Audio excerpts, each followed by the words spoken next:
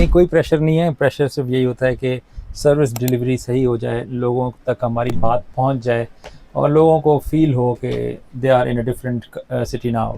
सो ये प्रेशर होता है अपना अंदर से प्रोफेशनल डिलीवरी का और टाइम से चीज़ों को लोगों तक पहुंचाने का। जिस हद तक हमने इसको इम्प्लीमेंट किया है वहाँ तक तो अल्हम्दुलिल्लाह मैं समझता हूँ बहुत अच्छा पॉजिटिव फीडबैक है।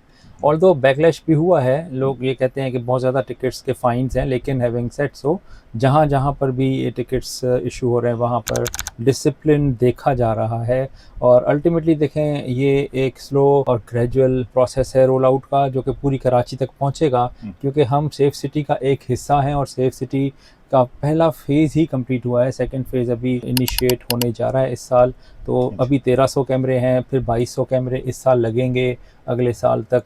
तो मेरा ख़्याल है कि ना ये slow gradual but sure process है। इसके अंदर एटलीस्ट हम ट्रांसपेरेंसी के साथ across the board without having to deal with the public directly, facelessly हम इसको इम्प्लीमेंट करेंगे।